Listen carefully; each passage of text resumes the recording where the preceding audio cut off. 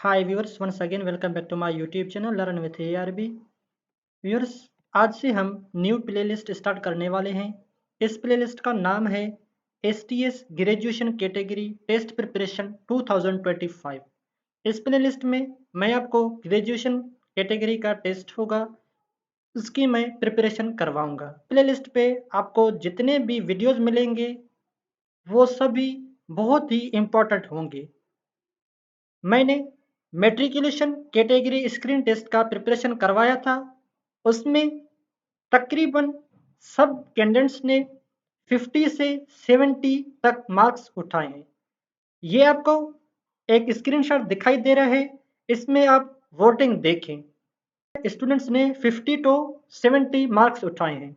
आप भी अच्छी तरह से प्रैक्टिस करें और आप भी अच्छे मार्क्स उठाएं। इस वीडियो के अंदर हम ग्रेजुएशन कैटेगरी के सैंपल पेपर डिस्कस करने वाले हैं। मैं यकीन के साथ कहता हूं कि सैंपल पेपर है, इसमें से एक क्वेश्चन लाजमी आएगा। काइंडली इस वीडियो को स्किप मत करें, लास्ट तक देखें ताकि आपको हर एमसीक्यूज समझ में आ जाए। आगे बढ़ने से पहले मेरा एक रिक्वेस्ट है, अगर मेरे इस चैनल पे न्यू हो काइंडली मेरे इस चैनल को सब्सक्राइब करें, साथ ही बेल आइकन प्रेस करें ताकि आने वाली हर न्यू वीडियो आप तक पहुंचता रहे। ये मेरे पास अभी सैंपल टेस्ट पेपर है for screen test of BPS 5 to BPS 15 तक। आपके पास 3 पार्ट होंगे। नंबर 1 पार्ट इंग्लिश होगा, उसके आपके पास 40 MCQs होंगे। नंबर 2 मैथमेटिक्स, उसके आपके पास 20 क्वेश्चंस होंगे। नंबर 3 जनरल नॉलेज, उसके आपके पास 40 क्वेश्चन होंगे। अब हम एक एक को डिटेल से सीखेंगे। सबसे पहले हमारे पास आएगा पार्ट 1 इंग्लिश। इंग्लिश के आपके पास एक पैसेज होगा, इस पैसेज का नाम रीडिंग एंड कॉम्प्रिहेंशन दिया जाएगा। पैसेज कैसे भी आ सकते हैं, यहाँ एग्जाम्पल के तौर मैंने एक पैसेज लिया है, the importance of reading. Reading की अहमियत। Reading is an important habit that helps people learn new things. Reading एक अहम आदत है जो लोगों को नई चीजें सीखने में मदद देती है। When we read books, newspapers or articles, we increase our knowledge. जब हम किताबें, अखबारात या मज़ामीन पढ़ते हैं तो हमारा इल्म बढ़ता है। Reading also helps us improve our vocabulary and understand the world better. हमारी लुगत यानी अल्फाज को बेहतर बनाता है और दुनिया को बेहतर अंदाज में समझने में मदद देता है। People who read regularly are often better at writing and speaking. जो लोग बाकायदगी से पढ़ते हैं वो अक्सर बेहतर लिखने और बोलने वाले होते हैं। It is a good idea to read a few pages every day. ये एक अच्छा अमल है कि रोजाना चंद पेजेस पढ़े जाएं। Reading not only gives us information but also relaxes our mind. Reading हमें सिर्फ मालूमात ही नहीं देता बल्कि हमारे जहन को सुकून भी देता है। आपके पास कोई भी एक पैसेज आ सकता है। अब इनमें से सम क्वेश्चन निकलेंगे। सबसे पहला क्वेश्चन है, what is the main purpose of reading according to the passage. Paragraph के मुताबिक रीडिंग का असल मकसद क्या है। ए ऑप्शन है to pass time, B option है to increase knowledge, C option है to make friends, D option है टू बिकम रिच। तो इसका करेक्ट आंसर है B option, to increase knowledge. Number second question है, what else does reading help to improve. Reading और किस चीज को बेहतर बनाने में मदद देता है। ए ऑप्शन है ड्राइंग स्किल्स, बी ऑप्शन है फिजिकल स्ट्रेंथ, सी ऑप्शन है वोकेबुलरी, डी ऑप्शन है कुकिंग। तो इसका करेक्ट आंसर है C option, vocabulary. Question number 3, what type of habit is reading. Reading कैसी आदत है। ए ऑप्शन है बैड हैबिट, बी ऑप्शन है एक्सपेंसिव हैबिट, सी ऑप्शन है इंपॉर्टेंट हैबिट, डी ऑप्शन है यूजलेस हैबिट। तो इसका करेक्ट आंसर है C option, important habit. Question number 4, how often should one read is suggested in the passage. Paragraph के मुताबिक reading कितनी बार करना चाहिए? ए ऑप्शन है एवरी आवर, बी ऑप्शन है once a week, C option है a few pages every day, D option है ओनली ड्यूरिंग एग्जाम्स। तो इसका करेक्ट आंसर है C option a few pages every day. Question number 5, what is one mental benefit of reading? जहनी फायदा क्या है?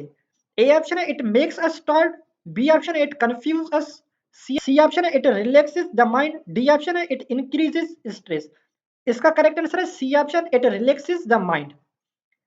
ये आपके पास 5 क्वेश्चन पैराग्राफ में से आएंगे और 5 क्वेश्चन आपके पास similar meaning and opposite meaning आएंगे। तो इसके आपके पास 10 एमसीक्यूज आएंगे। दूसरा पार्ट है meaning of synonym and antonyms are based on their contextual meanings. अब आपके पास 5 क्वेश्चन सिनोनिम्स के आएंगे, 5 क्वेश्चन एंटोनिम्स के आएंगे। यहाँ एग्जांपल के तौर एक क्वेश्चन है the synonym of honoured is, तो इसका आपके पास सेम मीनिंग है रेस्पेक्टेड। तरीके से आपके पास 5 क्वेश्चन एंटोनिम के आएंगे। यहाँ एक क्वेश्चन है the antonym of reward is, reward means इनाम, तो इसका आपके पास एंटोनिम है पेनल्टी, पेनल्टी मीन्स जुर्माना। आपके पास 5 क्वेश्चन आएंगे स्पेल चेकिंग। यहाँ एक एग्जांपल है select the correctly spelled word, तो यहाँ वर्ड है नेविगेशन, नेविगेशन का यहाँ करेक्ट आंसर है बी ऑप्शन। ओके व्यूअर्स, इसी तरीके से आपके पास एरर डिटेक्शन के 5 क्वेश्चन आएंगे। यहाँ एक एग्जांपल है water is not perfect portable, यहाँ सी में आपके पास एरर है, यहाँ इसका करेक्ट आंसर क्या होगा? Water is not perfectly portable. 5 question आपके पास प्रीपोजिशन के आएंगे। यहाँ एक एग्जांपल है what is time dash your watch, A option है इन, बी ऑप्शन है by, C option on, D option 8, तो इसका करेक्ट आंसर है बी ऑप्शन बाय। आपके पास 5 क्वेश्चन आ जाएंगे सेंटेंस स्ट्रक्चर। यहाँ एक एग्जांपल है select the relative pronoun in the following sentence. ये आपके पास एक सेंटेंस है, इनमें से कौन सा रिलेटिव प्रोनाउन है? सेंटेंस ये है the man who lives next door to me is called Jamil, तो यहाँ वो आपके पास रिलेटिव प्रोनाउन है। पार्ट 2 में आपके पास आ जाएगा मैथमेटिक्स। मैथमेटिक्स के आपके पास 20 एमसीक्यूज होंगे। सबसे पहला क्वेश्चन ये हर टेस्ट में आते हैं, व्हाट परसेंटेज ऑफ 25 इज 10, तो ये आपके पास आ जाएगा 40। इसी तरीके से the HCF of 24 and 40 is, तो इसका करेक्ट आंसर है बी ऑप्शन 8। इसी तरीके से क्वेश्चन नंबर 3 है the exponent is 3 power 4 is, तो यहाँ 4 एक्सपोनेंट है, 3 बेस है, तो यहाँ क्वेश्चन पूछ रहा है एक्सपोनेंट क्या है, तो 4 इसका करेक्ट आंसर है। इसी तरीके से एक क्वेश्चन है if 1, 9, x and 45 are in proportion then value of x is, तो इसका हमारे पास करेक्ट आंसर आ जाएगा 5। पार्ट 3 में आपके पास जनरल नॉलेज, जनरल नॉलेज के आपके पास करंट अफेयर्स के एमसीक्यूज होंगे, एवरीडे साइंस, पाकिस्तान स्टडी, इस्लामियात और कंप्यूटर के। करंट अफेयर का एक क्वेश्चन है who is current IG inspector of Sindh, तो इसका करेक्ट आंसर है C option Ghulam Nabi Memon. Everyday science का एग्जांपल, एवरीडे साइंस के आपके पास 10 एमसीक्यूज होंगे। क्वेश्चन है the frequency of sound measured in, तो यहाँ क्वेश्चन है फ्रीक्वेंसी ऑफ साउंड, यहाँ आपके पास डेसिबल भी ऑप्शन है, हर्ट भी है, लेकिन यहाँ फ्रीक्वेंसी ऑफ साउंड पूछ रहे हैं तो हर्ट इसका करेक्ट आंसर होगा बी ऑप्शन।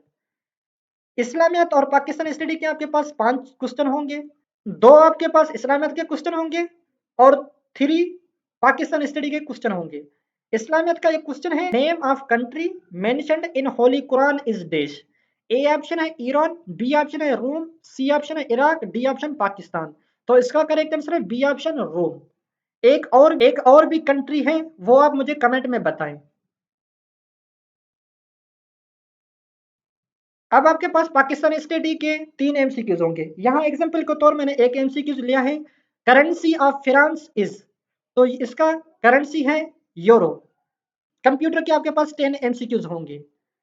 एक एग्जांपल है 1 GB यानी gigabyte, 1 gigabyte is equal to, A option है 1024 बिट्स, बी ऑप्शन है 1000 मेगाबाइट्स, सी ऑप्शन है 1024 किलोबाइट्स, डी ऑप्शन है 1024 मेगाबाइट्स। तो इसका करेक्ट आंसर है डी ऑप्शन।